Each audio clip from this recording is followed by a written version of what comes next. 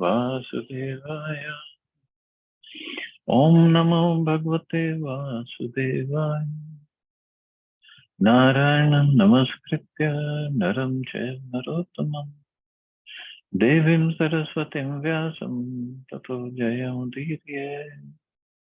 Nashtaprayeshu Abhatreshu Nityam Bhagavata Sevaya. Bhagavate Uttam Shloke Bhaktir Bhavati Nashtake. So continuing with the discussion on Bhagavad Gita, we are starting new chapter, chapter 4, Transcendental Knowledge, text number 1 onwards. So last chapter, Krishna ended it describing about lust and where is a lust situated, how to get rid of it, how to control it. And in that towards the end he said it's by yoga system one can control. So now he gives a transcendental knowledge. Shri Bhagwan Vacha Ivam Vivasvate Yogam Proktavan Aham Avyayam Vivasvan Manave Praha Manurikshvakve Abruyi. Very, very important shloka. Translation. The personality of Godhead, Lord Shri Krishna said, I instructed this imperishable science of yoga. This imperishable science. So means it's a continuation of talk between Krishna and Arjuna. So chapters is how Vedvyaji defined. So this imperishable science, so which imperishable science of yoga that he had left in towards the end of third chapter. And first he gave this knowledge to sun god Vivaswan.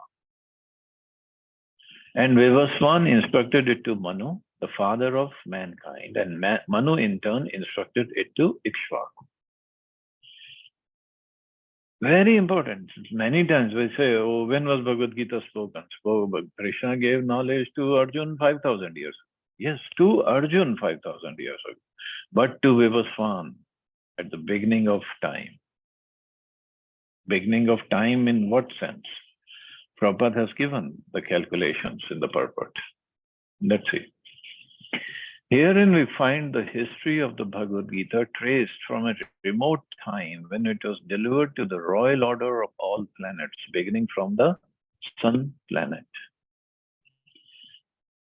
The kings of all planets are especially meant for the protection of the inhabitants, and therefore the royal order should understand the science of Bhagavad Gita in order to be able to rule the citizens and protect them from material bondage to lust. So this is why Bhagavad Gita is important, and it's been in the creation since the beginning of time. Human life is meant for cultivation of spiritual knowledge in eternal relationship with the Supreme Personality of Godhead. And the executive heads of all states and all planets are obliged to impart this lesson to the citizens by education, culture, and devotion. So executive heads, this is the duty. Why Krishna gave it to sun god Vivaswan and now he is giving it to Arjuna? Because they are the kings. They're the rulers. They should motivate or mobilize, inspire their citizens to take up this knowledge. Because ultimate goal of life is not just to be here and think by eating, drinking, and marrying, I can be happy. No. By following the knowledge given here, one can be happy. In other words, the executive heads of all states are intended to spread the science of Krishna consciousness so that the people may take advantage of this great science and pursue a successful path, utilizing the opportunity of the human form of life. So this is why Bhagavad Gita is spoken to the kings so that they can give it to their, make the arrangements so that everybody in the kingdom should understand this. And why sun god? Sun god to Manu? Sun god means under him comes everybody, every living entity. Manu, father of the mankind, human beings. So at least a human being should come. In this millennium, the sun god is known as Vivaswan. the king of the sun, which is the origin of all planets within the solar system. In Brahma Samhita it says, Yat Chakshuresha Savita Sakal Grihanam Raja Samasta Suramurtir Ashesha Teja Yasyagya Brahmati Sambhrita Kala Chakro Govindamadi Purusham Tamaham Prajami. Let me worship, Lord Brahma said, the Supreme Personality of Godhead, Govinda, Krishna, who is the original person under whose order the sun, which is the king of all planets, is assuming immense power and heat. The sun represents the eye of the Lord and traverses its orbit in obedience to his order. So he is not outside the order of Krishna, and he is giving life to all the planets. Now, sun is the king of the planets, and sun god, at present of the name Vivaswan, rules the sun planet, which is controlling all other planets by supplying heat and light. He is rotating under the order of Krishna, and Lord Krishna originally made Vivaswan his first disciple to understand the science of Bhagavad Gita. The Gita is not therefore a speculative treatise for the insignificant mundane scholar, but is a standard book of knowledge coming down from time immemorial. Now, those who don't want to believe it can't do anything with them. Oh, Gita was spoken by Krishna to sun god. Who has seen sun god? And if Gita was spoken, and if Gita was there in the sun planet, Gita would have been burnt. Well, sun god can be in the planet. How can Gita be burnt? Okay, and then who gave him the name Vivaswan? Well, the Lord himself gave him the name Vivaswan. Why it says in the present millennium? Well, one has to understand the whole creation, the description. So in Brahmaji's one day, there are 14 manus, right, that we have studied in Srimad Bhagavatam. So every manu rules for 71 Chatur Yugas. So first manu was Swayambhuva Manu. Now this is a time period of 7th manu. 7th manu is Vaivasvat Manu. So there is a connection between Vivaswan and Vaivasvat. So sun god's name is Vivaswan and his son is Vaivasvat, and he became Manu. Now in Vaivasvat Manus, as I said, 71 Chaturyugas. So Krishna appears in the 28th towards the end of 28th Dwapar Yuga of 7th Manu, which is Vivaswan. So 28th Dwapar Yuga. So Krishna gave this knowledge, even if we go with just this Manu's time period. Beginning of this Manu, which is Vaivasvat Manu, to sun god Vivaswan. And all these demigods, they change. Every Manu's time period, they change. All these group of demigods, 33 crore. So in one day of Brahmaji, 14 separate sets of demigods come and go. But the time period is so long, 71 Chatur Yugas, it seems like they are there forever, but they're not. So this sun god Vivaswan, who took over at this Manu's time period, so he was given the first knowledge of Bhagavad Gita. So can we calculate what is 27 times Chaturyuga plus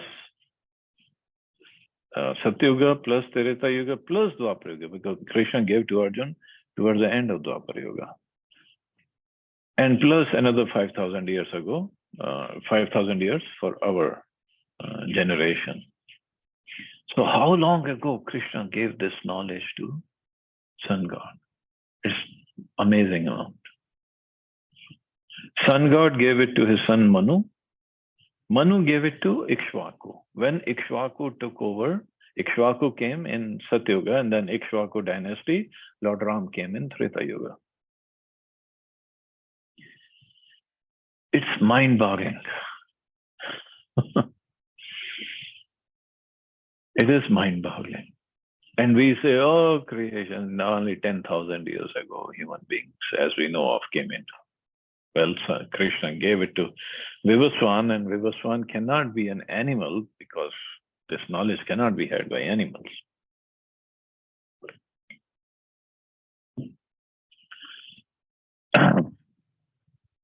So here in Mahabharata, Prabhupada is quoting Mahabharata. In the Mahabharata, we can trace out the history of Gita as follows.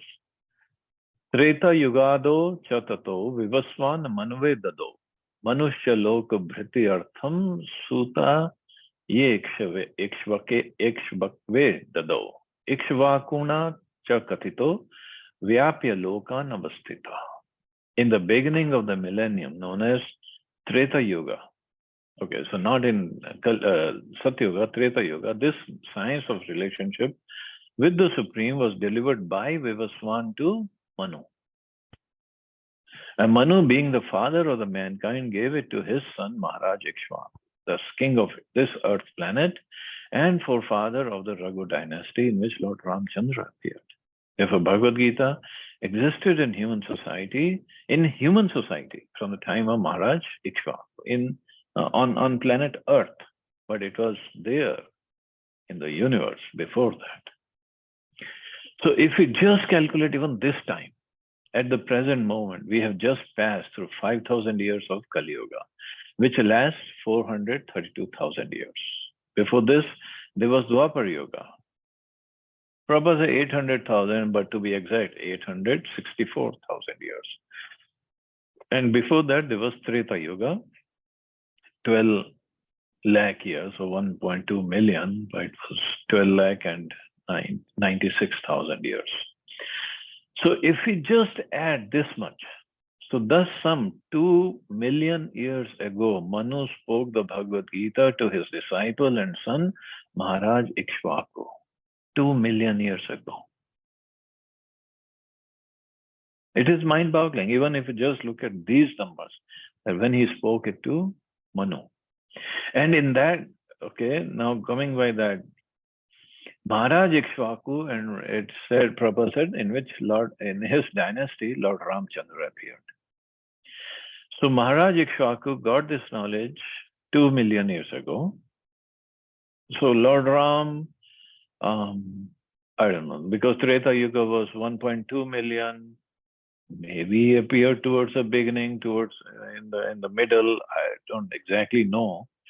So even Lord Ram's pastimes, if you just go by that, happened, if not 2 million, then 1.8 million, something like maybe. That many years ago. And that is this cycle only. He always comes in Treta Yuga to perform his pastimes. So even if we say 1.8, 18 lakh years ago, Lord Ram performed his pastimes. 18 or maybe 19 lakhs. Some other scriptures might have exact dates of when he appeared. So his pastimes are being sung and chanted on in this world for 18 or 19 lakh years. Valmiki wrote Ramayana that many years ago. Tulsidasi wrote Ramcharitmanas now in this Kali Yuga. Fine. But Valmiki Ramayana has been there for that long time. And people say, oh, Ram is just an imaginary figure. This is Kali Yuga.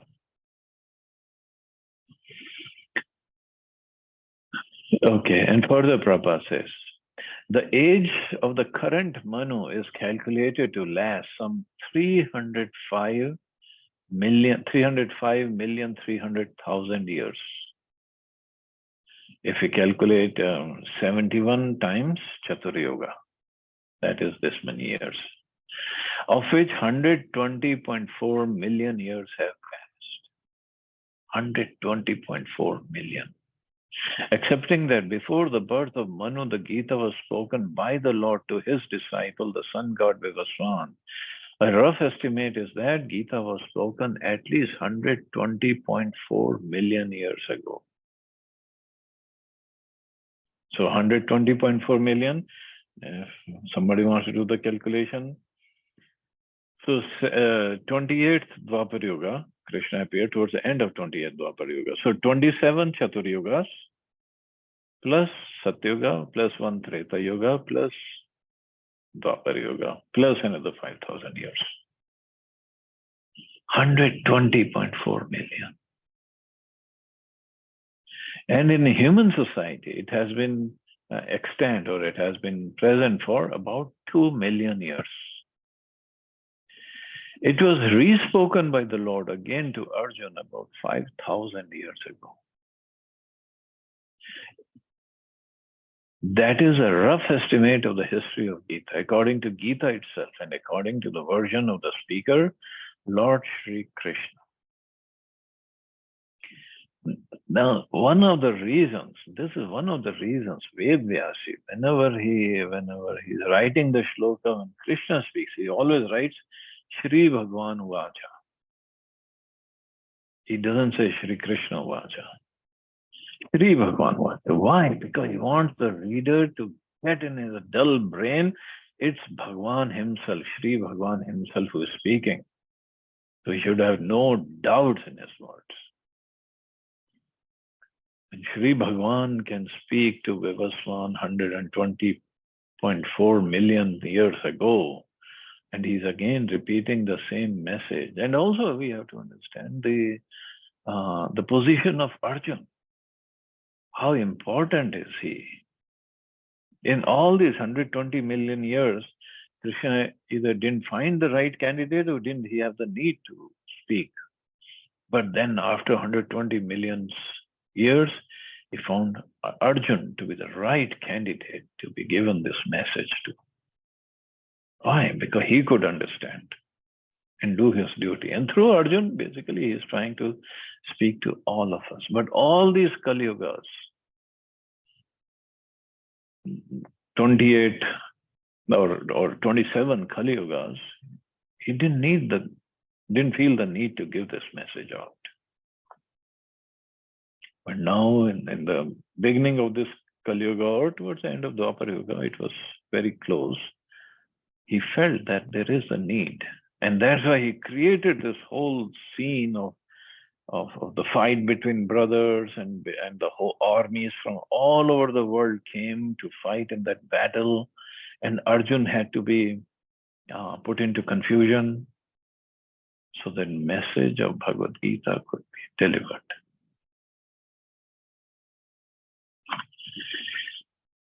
Prabhupada further writes, it was spoken to the sun god Vivaswan because he is also a Kshatriya and is the father of all Kshatriyas who are descendants of the sun god, or the Surya Vansha Kshatriyas. Because Bhagavad Gita is as good as the Vedas, being spoken by the Supreme Personality of Godhead, this knowledge is aparashaya, or superhuman. So it's not just talk between two friends. People take it so cheaply. Kids just give their nonsense commentaries on Bhagavad Gita. And also, with the social media being so popular, anybody and everybody can say, oh, Krishna said this in Gita. Something I was reading the other day, somebody said that, oh, jahan ijjat na mile, wahan jana nahi. I was like, where in the world in Bhagavad Gita Krishna said that? Where did he say that? He's not even talking about the body. He's talking about the soul.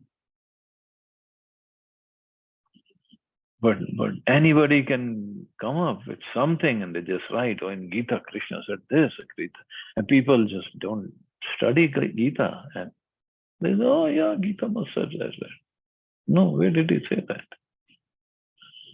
And also that famous calendar we all have seen.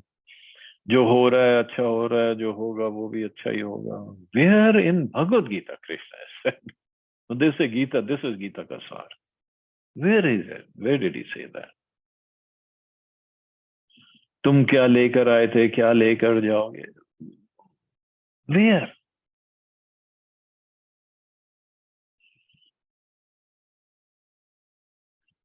Since the Vedic instructions are accepted as they are, without human interpretation, and they should be actually, but they should be accepted like this, but people don't. People make up their own interpretations. The Gita must therefore be accepted without mundane interpretation.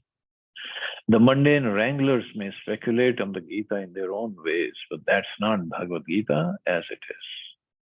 Therefore, Bhagavad Gita has to be accepted as it is from the disciplic succession. And it is described herein that the Lord spoke to Sun God spoke to his son Manu, and Manu spoke to his son Ikshvaku. So this is the history of Bhagavad Gita. And why it is important? Because from now the instructions of Bhagavad Gita will start, actually. So he's talked about soul and the body and the lust and this and that. Where were the instructions? Some instructions are there. I'm not saying there are no instructions. Some. Or second chapter can be considered, it is considered a summary of the whole Bhagavad Gita. And 18th chapter is also summary of Bhagavad Gita. But now he will go deeper into the instructions. He wants Arjuna to understand. And why he is giving this knowledge to Arjuna, Krishna speaks in the next verse. Evam parampara praptam imam rajarshayo viduhu sakale ne mahata yogo nashta parantam. Why? This supreme science was thus received through the chain of disciplic succession, and the saintly kings understood it in that way. But in course of time, the succession was broken, and therefore the science as it is appears to be lost. Appears to be lost. It's not lost, but since it's not in practice, it looks like it's lost. It is clearly stated here that the Gita was especially meant for the saintly kings because they were to execute its purpose in ruling over the citizens. Certainly, Bhagavad Gita was never meant for the demoniac persons who could dissipate its value for no one's benefit and would devise all types of interpretations according to personal whims. As soon as the original purpose was scattered by the motives of the unscrupulous commentators, there arose the need to re-establish the disciplic succession. So as soon as the original purpose was scattered. So if one doesn't understand or apply it, understand it and apply it in his life, the right message, one will deviate. And then he will give wrong commentaries, wrong understandings, and the people will follow him. People in general, they don't know much, so they just follow. But when Krishna saw, no, this is going in the wrong direction, he himself came to give this knowledge. So 5,000 years ago, it was detected by the Lord himself that the disciplic succession was broken, and therefore he declared that the purpose of the Gita appeared to be lost. In the same way, at the present moment also, there are so many editions of the Gita, especially in English. But almost all of them are not according to authorized disciplic succession. And if you speak with anybody who has a different version of Bhagavad Gita, Chinmaya Mission has their own, and so many different. And when Prabhupada was to write this commentary on Bhagavad Gita, he had written a manuscript in India, but that was somehow it was lost. So in America, he was going to write it again, but he was thinking of writing something else or giving his commentary on something else, some other scripture. But one English lady approached him and she said, Swamiji, what's the correct, I'm forgetting the right exact words, but she wanted to know the correct Bhagavad Gita, correct interpretation of Bhagavad Gita. And there were, at that time, 700 versions of Bhagavad Gita available. 700. And hardly any, of course. So those given by the acharyas, bona fide acharyas, that was bona fide, but others were not authentic at all. So Prabhupada then decided, okay, let me write it again, write his commentary. And he gave his commentary based on Baldev Vidyabhushan's commentary. To me, there's so many versions of Bhagavad Gita which are not at all authentic, not at all authorized. The people read it and they think they have learned everything, they have understood everything, and they don't need to read anything else. As Prabhupada said, but almost all of them are not according to authorized disciplic succession. There are innumerable interpretations rendered by different mundane scholars, but almost all of them do not accept the Supreme Personality of Godhead Krishna, although they make a good business on the words of Shri Krishna. This spirit is demoniac, because demons do not believe in God, but simply enjoy the property of the Supreme. Since there is a great need of an edition of the Gita in English, as it is received by the Parampara system, an attempt is made herewith to fulfill this great want. Bhagavad Gita, accepted as it is a great boon to humanity. But if it is accepted as a treatise of philosophical speculations, it's simply a waste of time.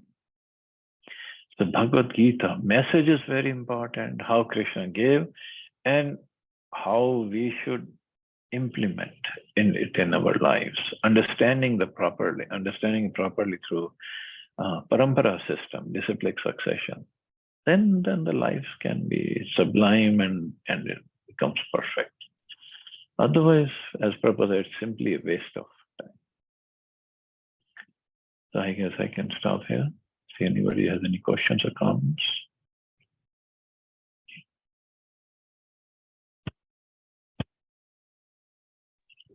Prabhuji, nice class. Thank you, Prabhuji.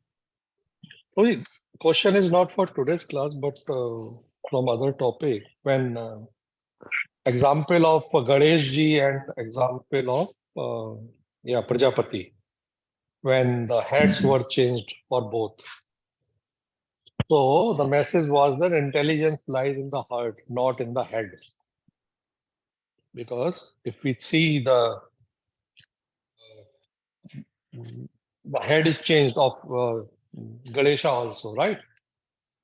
But his all intelligence was there in a head. So when he replaced with the elephant head, he has the same thing, same intelligence there. So the question was, when in a current world, when the heart transplant happened, what happened to that soul? How that intelligence remained the same? Prabhupada explained it at one place. Somebody asked him this, one of the disciples asked.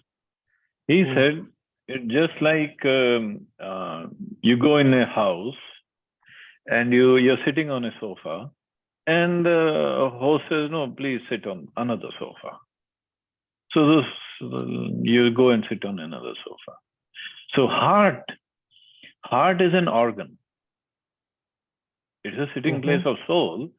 So, okay, we remove one sofa and give him another sofa to sit on. The soul remains in the body as long as it has the time, duration to live and stay in the body.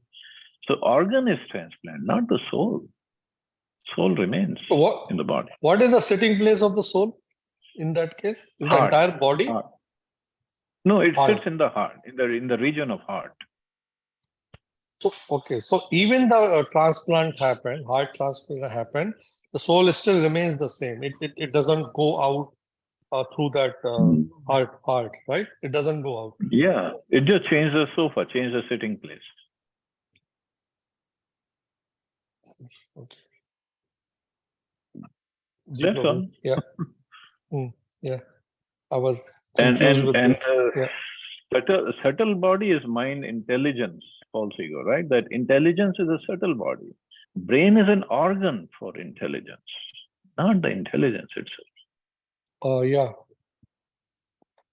Intelligence is subtle body. Okay. Oh, yeah, another question I was having is, How can we remove the subtle body? Is there a possibility? Remove, well, there are two Come things. out of that subtle body. No, you cannot. In the material, as long as we have material bodies, the subtle body will remain with us. It's just when we spiritualize it, or either we get spiritual body or we spiritualize the material subtle body. And how do we spiritualize that subtle body? That's what we're doing by yoga practice. Through meditation, chanting, and what practice we are doing, right? Yeah, we perform bhakti yoga. So through bhakti yoga, we are changing it. So that means bhakti yoga has that power. You can Oh, it has tremendous power. dissolve the subtle body also, right? Dissolve it, and then your spiritual body is increasing actually inside. Although we okay. look like material body, but spiritual body is increasing from 1/10,000 part of tip of hair to it's increasing as we are growing. Okay. Got it, Ravi. Yeah. Oh, the last question. There's so many questions accumulated last few days. That's okay. If we take a chain of a consciousness, the lowest become the stones, then the grass, then the trees, then the creatures, then the animals, then the human being, and the ghost, and the Kindrava, Gandharva, and all. So,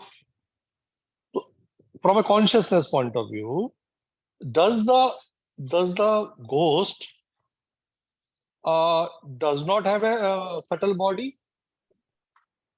No, they don't have gross body. They do not have gross body. Okay, they have only subtle body.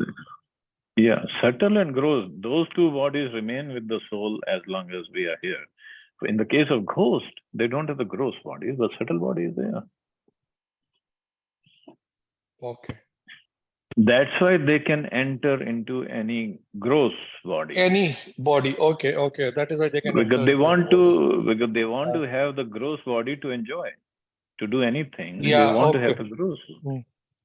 Okay. Got it, Prabhuji. Yeah. Thank you, Prabhuji. Yeah. Thank you, Prabhuji. Hare Krishna. Hare Krishna. Jai Srila Prabhupada. Thank you so much, Prabhuji.